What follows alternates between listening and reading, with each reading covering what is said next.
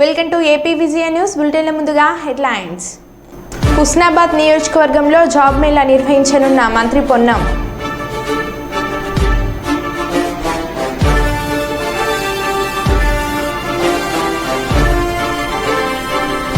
చెట్లు నాటే కార్యక్రమం నిర్వహించిన మన కోసం మనమందరం సేవా సంఘం.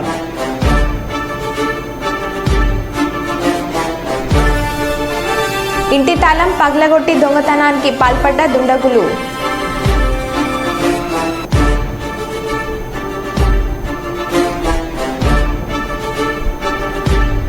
పట్టణం పాలన వద్దు, పల్లె పాలనే కావాలి. సత్యనారాయణపురంలో మహిళల నిరసన.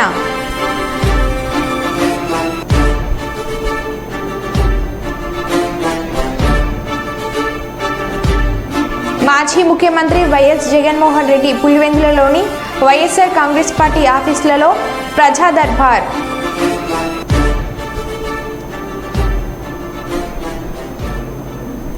ఇక వివరాల్లోకి వెళ్తే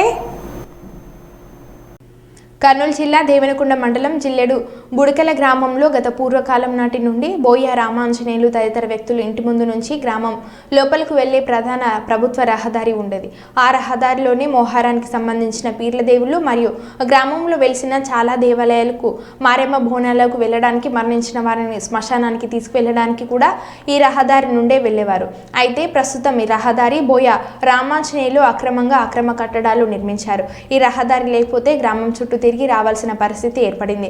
అయితే బోయ రామాంజనేయులు అనే వ్యక్తి ఈ రహదారికి స్థలం వదలకుండా ప్రభుత్వ స్థలాన్ని ఆక్రమించుకొని అక్రమంగా కట్టడాలు నిర్మించడంతో గ్రామ ప్రజలు రామాంజనేయులకు ఎన్నిసార్లు చెప్పినా వినకపోవడంతో రెవెన్యూ అధికారులకు, పంచాయతీ అధికారులకు తెలియజేశారు. గ్రామ పంచాయతీ అధికారి ఆ రహదారి ఇరువైపులా ఉన్న వారికి ఎన్నోసార్లు నోటీసులు జారీ చేశారు. కానీ రామాంజనేయులు అధికారులకు సహకరించలేదని తెలిపారు. గ్రామ ప్రజలంతా ఏకమై అక్రమంగా నిర్మించిన కట్టడాలను కూల్చితే దేవనకొండ పోలీసులు 21 మందికి పైగా కేసు నమోదు చేయడం అన్యాయం అన్నారు. పోలీసులు గ్రామంలో ఎలాంటి విచారణ చేపట్టకుండా కేసు నమోదు చేయడం న్యాయం కాదని గ్రామ ప్రజలు ఆరోపించారు.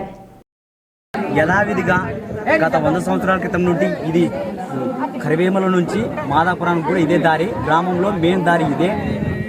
శివాలయానికి, ఆంజనేయ స్వామి దేవాలయానికి, మసీదుకి, దర్గాకు, వీరభద్రస్వామికి, సుంకులమ్మ దేవాలయానికి, మారెమ్మ దేవాలయానికి, దర్గాకి పెళ్ళి, పందిరి, సావు, సందడి, మంచి చెడు, పిల్ల, తల్లి యథావిధిగా 24 అవర్స్ 24 గంటలు తిరిగే దారిని ఈరన్న కుమారుడు జిల్లెబుడకల్లో రామాంజనేయులు దారిలో ఇది ఇల్లు నిర్మించడం పద్ధతి కాదని అనడంతో వాళ్ళందరినీ దూషించడము, వాళ్ళందుకే వాళ్ళు జాకెట్లన్నీ లేడీస్ కూడా చించుకోవడము, మరియు అదేవిధంగా రామాంజనేయులు బుర్రపల్లి కొట్టుకోవడము, కేసులు పోవడం ఈ విధంగా జరగడంతో ఈ అన్యాయాన్ని భరించలేక ముస్లిమ్స్ వాళ్ళ కుటుంబాలు కూడా రాజమన్నని నన్ను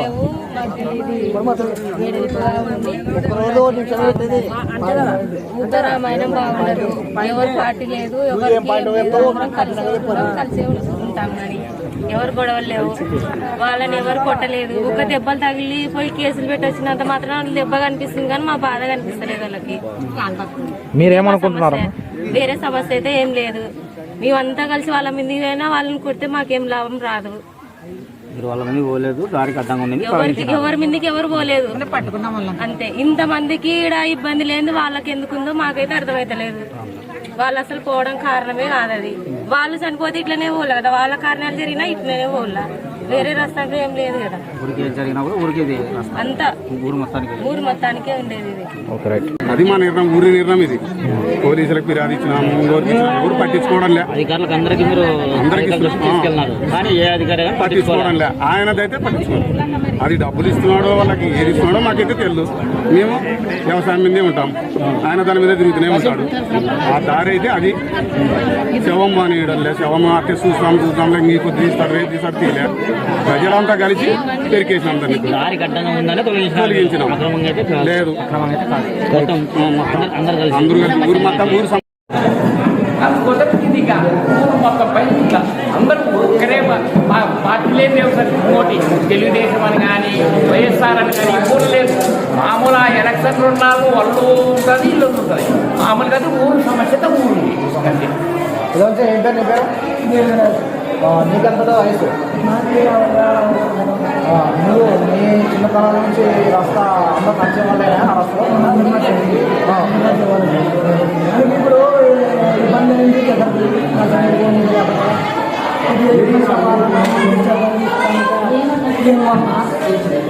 కొన్ని వరకు బాగానే లేకుండా చాలా ఇబ్బంది అవుతాయి. సో వాళ్ళు కూడా రావడం ఎంత వెడల్పుండే రోడ్డు అది సంగతి బాగానే ఉండే.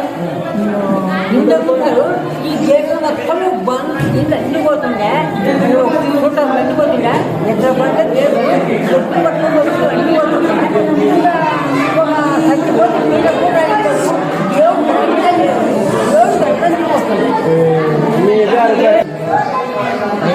అప్పటి నుంచి మొత్తం ఎద్దుల బండ్లు కూడా లేదు.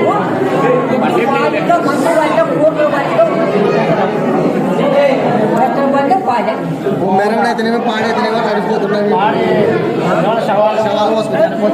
పాడే బండి అంటే అంతకుముందు అంత మొత్తం శవాలు. ప్రైవేట్ వ్యక్తులను ప్రభుత్వ కార్యాలయంలో ఎలా అనుమతిస్తారు? Jadcherla MLA Janampalli Anirudh Reddy serious. సెలవు దినంలో ప్రభుత్వ కార్యాలయంలో తలుపులు వేసుకుని నిధులు నిర్వహించాల్సిన అవసరం ఏంటి? బాలానగర్ మండల తహసీల్దార్ కార్యాలయానికి ఆకస్మికంగా చేరుకొని ఆర్ఐని నిలదీసిన ఎమ్మెల్యే అనిరుద్ రెడ్డి.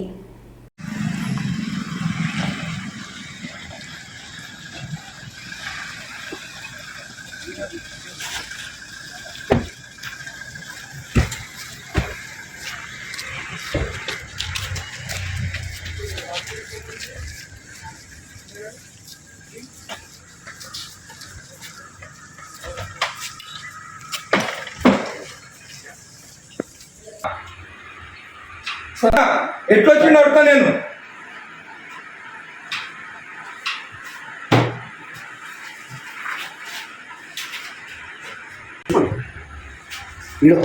అప్లికేషన్ ఆగు అన్నీ తెలుసుకున్న పంచనామా చూడు.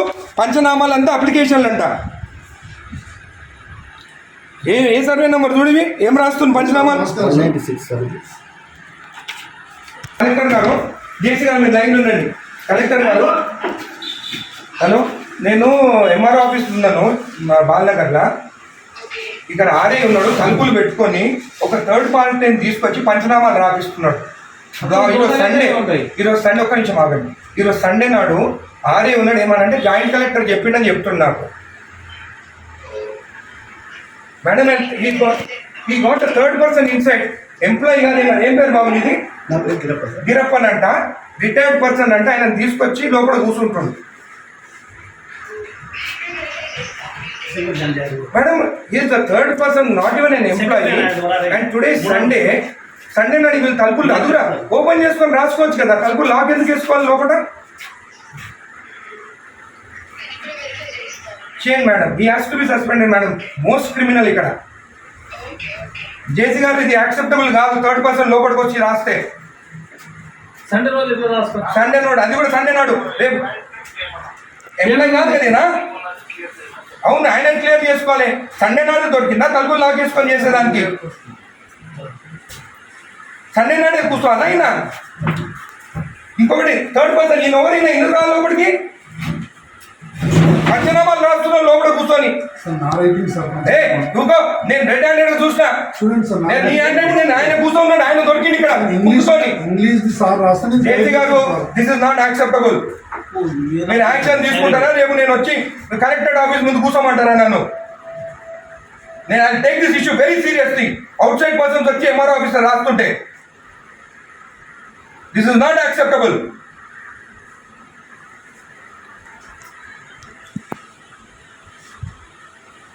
ప్రెస్ వీళ్ళు అందరినీ వీళ్ళు ప్రెస్ వాళ్ళని ఇక్కడ కూర్చుంటాం. ఈయన అక్కడ కూర్చుంటే ఈయన హ్యాండ్ ఈయన రాసిండంట.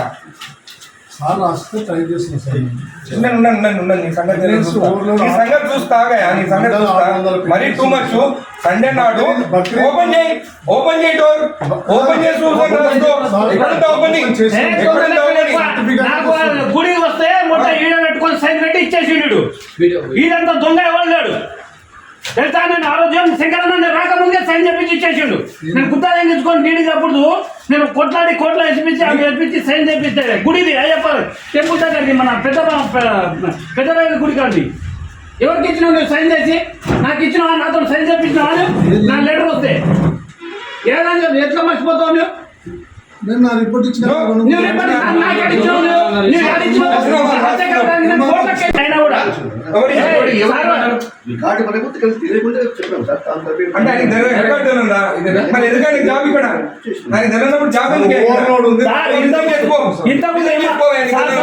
ఇంతకుముందు ఎంఆర్ఓ పని ఏం చేసిండు సార్ కూడా. ఎంఆర్ఓ అనుకుంటా ఆయన. అదే డాక్యుమెంట్ అని ఈ సాకు పెట్టుకొని ఎంఆర్ఓ సార్ నేను ఇంత రిటైర్మెంట్ నాకు అసలు నాది అప్పుడు కేసీఆర్ టైంలో పెట్టుకున్నాను. అరే ఎంత మార్పు వచ్చింది మన ప్రభుత్వం వచ్చినాక. వీళ్ళు ప్రభుత్వం భూములు రిజెక్ట్ చేస్తున్నారంట.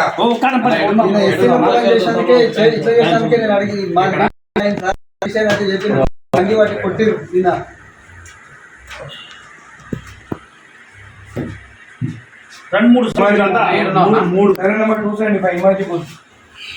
పెద్దపల్లి జిల్లా సుల్తానాబాద్ మండలం కాట్నపల్లి రైస్ మిల్లులో లైంగిక దాడికి పాల్పడిన నిందితుడిని బహిరంగ శిక్షించాలని బీఆర్ఎస్ నేత ఆర్ఎస్ ప్రవీణ్ కుమార్ డిమాండ్ చేశారు. పెద్దపల్లి జిల్లా కేంద్రంలో చిన్నారి హత్య ఘటనపై క్యాండిల్ ర్యాలీలో పాల్గొన్న ఆయన హత్యాచార ఘటనపై పోలీసులు వ్యవహరించిన తీరును ఖండించారు. పెద్దపల్లి బస్టాండ్ సమీపంలోని అంబేద్కర్ విగ్రహం వద్ద హత్యాచారానికి గురైన 6 ఏళ్ల చిన్నారికి ఘనంగా నివాళులు అర్పించి క్యాండిల్ ర్యాలీ నిర్వహించారు. ర్యాలీలో పాల్గొన్న ఆర్ఎస్ ప్రవీణ్ కుమార్ హత్య ఘటనపై తీవ్ర స్థాయిలో మండిపడ్డారు. ఆసిఫాబాద్ జిల్లా దహేగం మండలానికి చెందిన వలస కూలీల చిన్నారిపై మధ్యప్రదేశ్కు చెందిన కిరాతకుడు అత్యాచారం చేసి హత్య చేసిన సంఘటనను నిరసిస్తూ జిల్లా కేంద్రంలో క్యాండిల్ ర్యాలీ నిర్వహించి బాధిత కుటుంబాన్ని పరామర్శించారు. ఇప్పటికైనా ప్రభుత్వం ఇలాంటి సంఘటనలు పునరావృతం కాకుండా నిందితులకు కఠిన శిక్షలు అమలు చేసి బాధితులకు బాసటగా నిలవాలని కోరారు. ఇంకా సావాలని మేము బతకడానికి కూడా ధైర్యం సరిపోతుంది సార్. ఆల్రెడీ వీళ్ళు జల్దీ ఘటనకి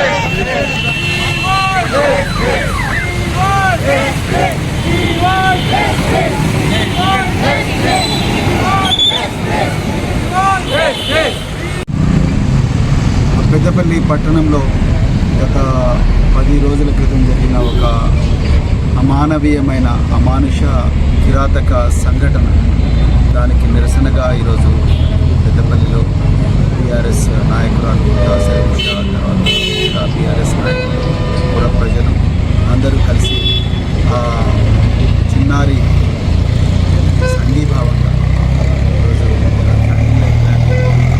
చేస్తున్నారు. దానికి సంబంధించిన ఇక్కడికి రావడం చాలా బాధగా ఉంది. ఇలా ఒక అభం శుభం ఎరగని ఒక 6 సంవత్సరాల చిన్నారి నిద్రిస్తుంటే దుండగులు ఎత్తుకొని పోయి కిడ్నాప్ చేసి కిరాతకంగా అమ్మాయిని అత్యాచారం చేసి చంపడం జరిగింది. నిజంగా ఒక నాగరిక సమాజంలో బతుకుతున్నామా లేకపోతే ఆటవిక సమాజంలో బతుకుతున్నామా అనే అనుమానం వస్తుంది.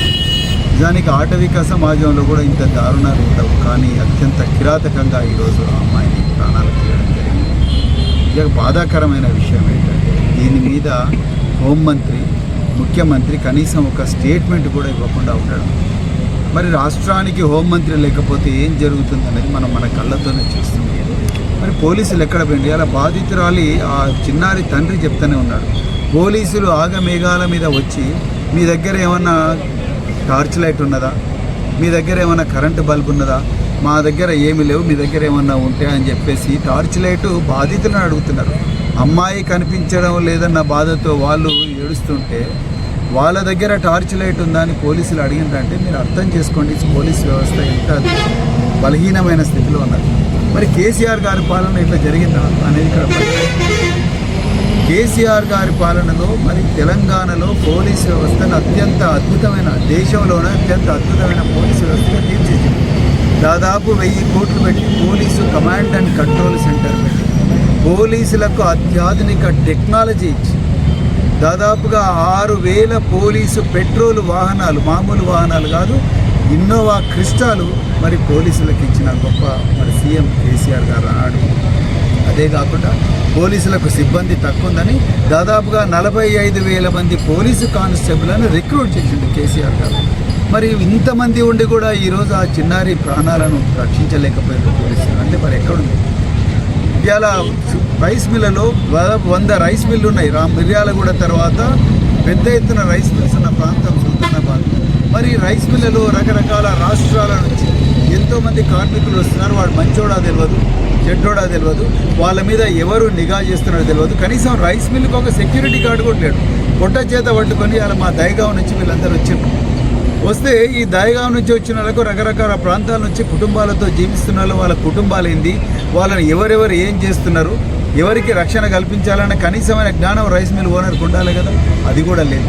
ఒక్క సెక్యూరిటీ గార్డు కూడా లేదు. నిజంగా పెట్రోలింగ్ ఉండి ప్రతి రైస్ మిల్లో సెక్యూరిటీ గార్డు ఉండి వాళ్ళందరూ వచ్చిన వ్యక్తులు మరి బ్యాచులర్స్ ఉన్నారా లేకపోతే కుటుంబాలు ఉన్నారా, వాళ్ళ మీద ఒక నిఘా పెట్టాల్సిన అవసరం రైస్ మిల్ ఓనర్ మీద ఉంది కదా. రైస్ మిల్ ఓనర్ ఎవ్వరు కూడా ఆ పని చేయడం లేదు.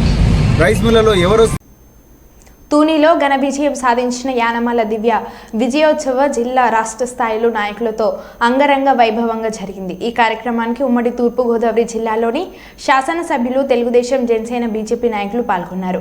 ఈ సందర్భంగా జంగంపేట శాసనసభ్యులు జ్యోతుల నెహ్రూ మాట్లాడుతూ తూనీలో అత్యధిక మెజార్టీతో గెలిచిన యానమల దివ్య తండ్రికి తగ్గ తనయురాలిగా పేరు తెచ్చుకొని మరెన్నో ఉన్నత పదవులు అధిరోహించాలని, మరి ఎంతో మందికి ఉన్నత స్థాయికి ఎదగాలని, అదేవిధంగా ఈ రాష్ట్రాన్ని అతలాకుతలం చేసిన ఈ వైసీపీకి ప్రజలు తగిన గుణపాఠం చెప్పి ఒక విజనరీ నాయకుడు చంద్రబాబు, ఒక పోరాట యోధులు పవన్ కళ్యాణ్ నేతృత్వంలో ప్రభుత్వాన్ని ఏర్పరచుకుందామని, ఈ ప్రభుత్వం ప్రజామన్నలను పొందుతూ హామీలు నెరవేర్చాలంటే ప్రతి సంవత్సరం 1,00,000 కోట్ల పైనే కావాలని, ఆ సొమ్మును సమకూర్చగల సత్తా ఉన్న నాయకుడు చంద్రబాబు అని అన్నారు. అదేవిధంగా యానమల రామకృష్ణుడు చంద్రబాబుకు తగిన సూచనలు ఇస్తూ ఆంధ్ర రాష్ట్ర అభివృద్ధిలో తన వంతు పాత్ర పోషించాలని కోరారు.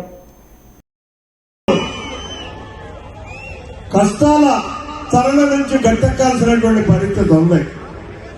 దానికి ఇవాళ వేదిక మీద ఉన్నటువంటి నాయకులుగా మీ బాధ్యత మీరు తీర్చుకున్నారు.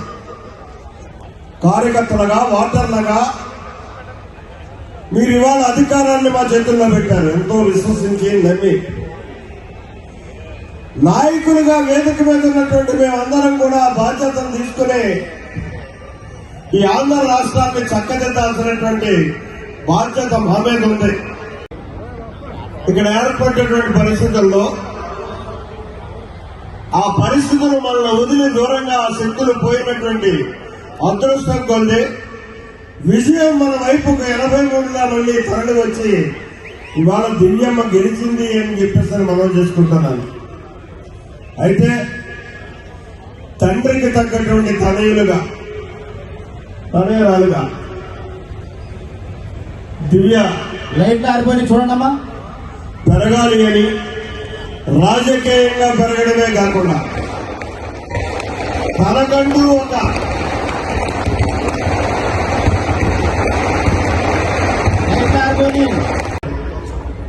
జరుగుతున్నటువంటి ఈ విజయోత్సవ సభకు హాజరైనటువంటి ఈ విజయానికి కారకులైనటువంటి తొలి నియోజకవర్గ ప్రియతమ సోదరీమణులందరికీ కూడా రాష్ట్ర తెలుగుదేశం పార్టీ తరఫున మీ అందరికీ హృదయపూర్వకమైనటువంటి ధన్యవాదాలు తెలియజేసుకుంటున్నాను. అలాగే వేదిక మీద ఉన్నటువంటి అతిథులందరికీ కూడా నా హృదయపూర్వకమైనటువంటి ధన్యవాదాలు. ఈరోజు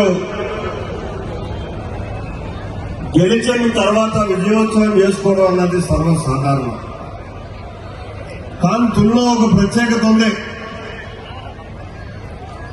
ఏ కార్యక్రమమైనా సరే 1983లో ఇక్కడి నుంచే మార్పు ప్రారంభమైంది. రామకృష్ణుడి యొక్క విజయంతో ఈ రాష్ట్రంలో అభివృద్ధి అనేటటువంటి విధానానికి నాంది పలుకుతూ ఇక్కడి నుంచే ప్రారంభమైనటువంటి పరిస్థితి.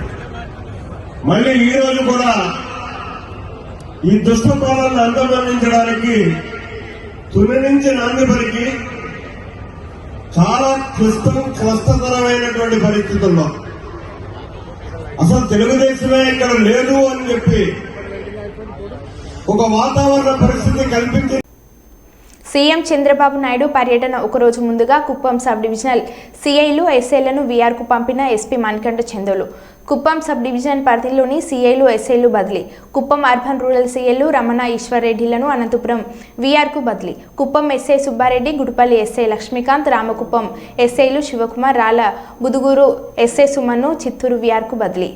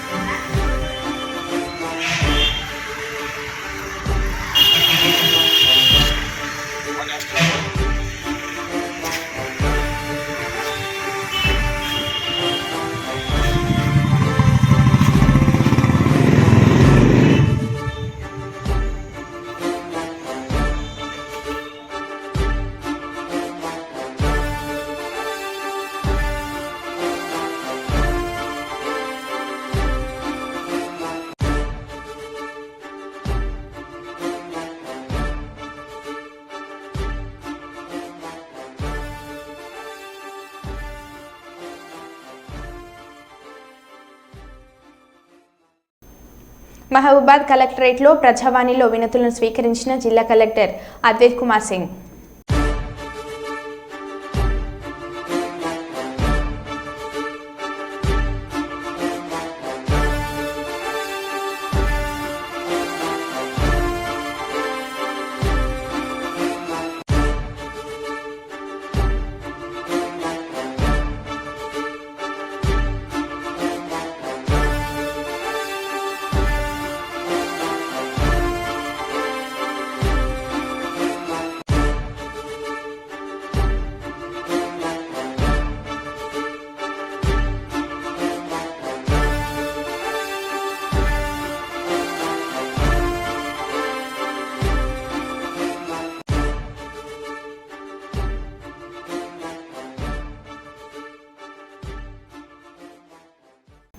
ప్రోటెన్ స్పీకర్ ఎంపికలలో బీజేపీ తీరును విపక్షాలు ఖండించాయి.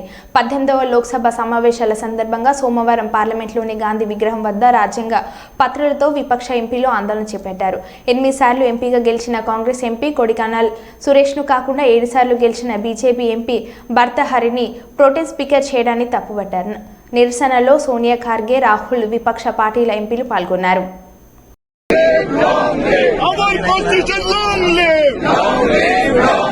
संविधान का रक्षा कौन करेंगे? संविधान की रक्षा कौन करेंगे? संविधान की रक्षा हम करेंगे. हमारी कॉन्स्टिट्यूशन लॉन्ग लिव. हमारी कॉन्स्टिट्यूशन लॉन्ग लिव. संविधान का रक्षा कौन करेंगे? संविधान की रक्षा कौन करेंगे? తిరుమలలో మఠాల పేరుతో కోట్ల రూపాయల స్కామ్. స్వరూపానంద స్వామి అక్రమ కట్టడాలను బయటపెడతాం.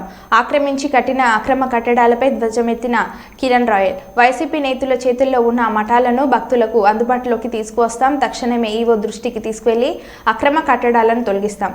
కొండపై జరుగుతున్న అవినీతి అక్రమాలను టీడీపీ జనసేన అధ్యక్షులు దృష్టికి తీసుకువెళ్తామని అన్నారు.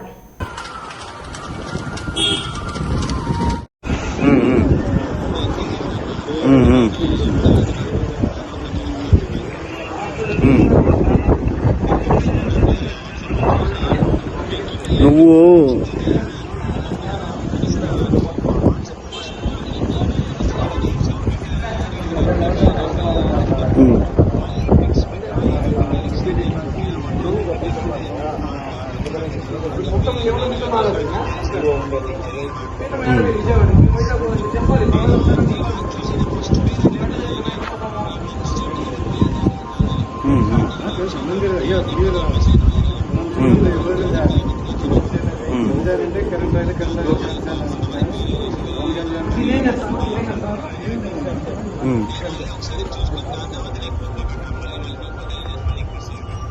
పెళ్ళిళ్ళు మంచి చెడ్డ చేయడం మీకు చూస్తారు.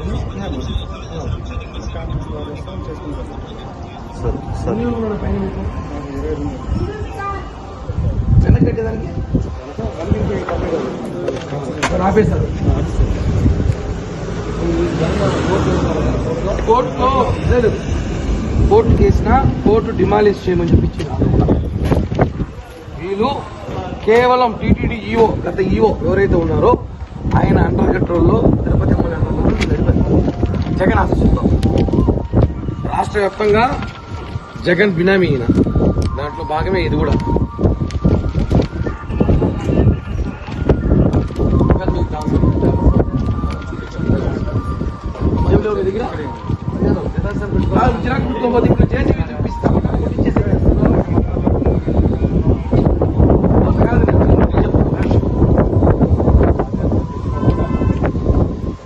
మీరు కాపీ పెట్టుకోలే, నువ్వు చెప్పాలి కదా.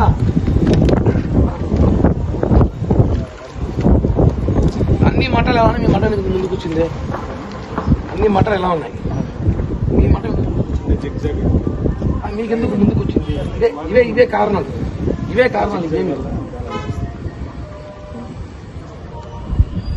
మీరు డబల్ చేసుకున్నారు. దీనికి సంబంధించి ఎవరితో మాట్లాడాలి?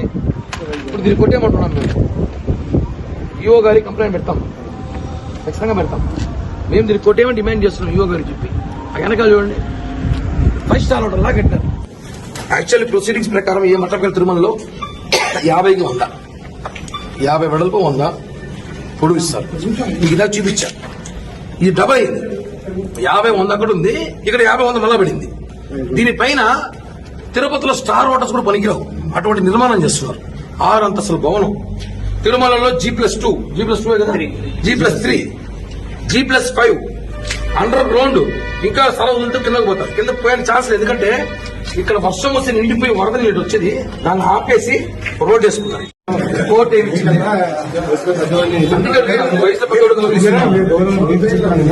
కోర్టు పేపర్ ఇవ్వండి, కోర్టుకి పేపర్ ఇవ్వండి. కోర్టుకి ఏమి ఇచ్చింది? మీరు ఇచ్చింది కదా, ఇది అడ్వకేట్ కమిషన్ ఇచ్చాడు. అడ్వకేట్ కమిషన్ ఇచ్చింది. ఇది కోర్టులో కేసు అడ్వకేట్ కమిషన్ ఏమి ఇచ్చాడు? కొట్టమని ఇచ్చి చదవండి మీరు ఒకసారి. డిస్ప్యూట్ లో కట్టాలని చూపిస్తాం కదా ఇక్కడ. పిటిషన్ పెట్టుంటారు, కోర్టు డైరెక్ట్ ఇంకా వాళ్ళు ఇవ్వలేదు, కౌంటర్ వేయలేదు. కౌంటర్ కూడా ఇలా కోర్టులో ఎందుకు కాలేదు? ఒకటి మీరు పొద్దున లేకపోతే ఈవో గారు కలిసి బాగుంది కదా. మరో బిల్టన్లో మళ్ళీ కలుద్దాం. Stay tune.